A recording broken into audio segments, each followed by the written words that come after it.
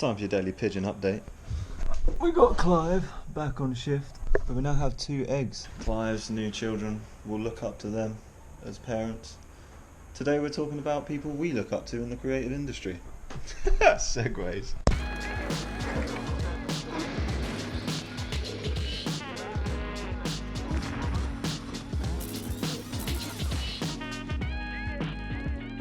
What we doing?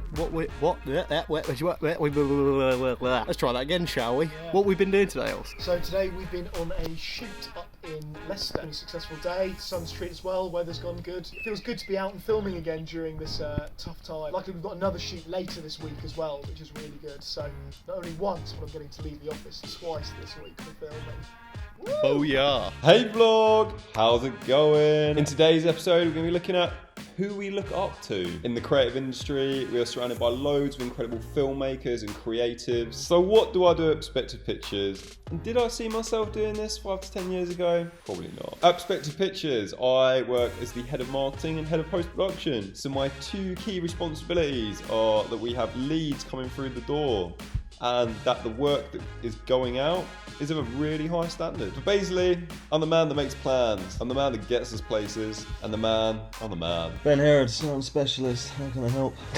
Did I think I'd be doing this job 5 to 10 years ago? Did I fuck? No, I had no idea I was going to be doing this job 5 or 10 years ago. I didn't really get into this industry because I knew I wanted to be a sound designer. I just spent a load of time making music and not doing much revision and stuff. And then when it came to actually doing something in my life, I had to find something that I could transfer those skills that I'd learned making music and put them into something else, because the music industry is not a very viable career choice. So I am the managing director.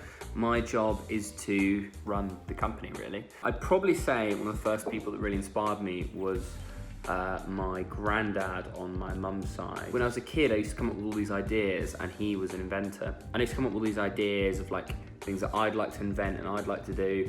And he was the first person that ever, when I was probably 6 or 7, sat me down, looked at my drawings, looked at what I wanted to make, like explained to me how much it would cost to develop, explained to me what I'd have to do it, and just took my ideas seriously. And he interrogated me on the questioning and why those products could be important. And the products ranged from things that I'd already made, which were like, I made this Lego thing which you could stick to a door, and then what it would do is automatically turn off the light when you shut the door. I tried to make a kettle attached to an alarm clock, but it didn't work very well. I tried to make like an automatic cleaning system for my mum so she wouldn't have to clean the house or do any more cleaning. And I think being listened to as a kid in that way really inspired me, because it gave me a lot of confidence, I think, coming from someone like him.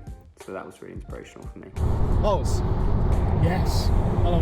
who are your inspirations? On a day-to-day basis, I'm very lucky to be working with some of the people I do at Perspective. Things that people like Naomi and Lyndon and Hayley all create by themselves is just absolutely fantastic. It always inspires me to, go out and get some more footage and create things by myself as well.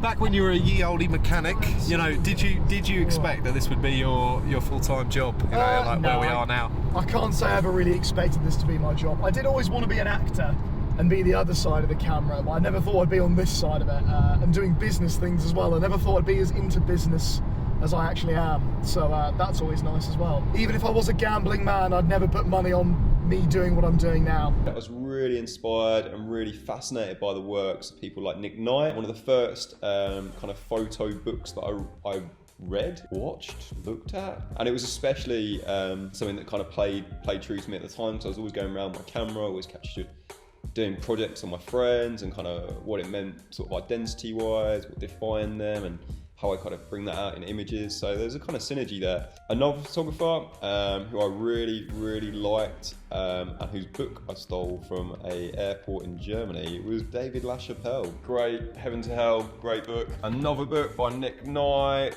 brilliant one, a lot of his more kind of high-end stuff. The people that inspired me at the sort of beginning of my career were like music producers. I think where my interest for sound design and film kind of came was when I realised that it's not too dissimilar of a craft. I mean, if you listen to this song called Sinkhole.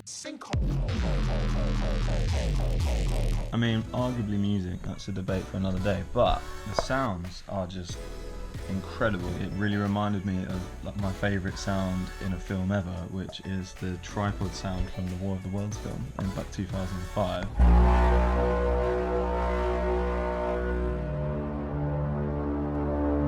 So that's what I really kind of decided, oh, sick, you can use this to enhance films and make stuff intense and really epic. Once I started studying and came across the kind of legends of the game, like Ben Burt making all the Star Wars sounds, and then old school people like Jimmy McDonald, who was doing all of the Disney sounds back in like the 40s. I think it's important to have people to look up to because it's lonely in your own brain sometimes. And there are people out there that have done such ridiculous things that you'd almost never imagine. That should encourage you to then also make leaps of faith. Just because you can't see something, if you believe it and you take that leap as others had, that's something really positive.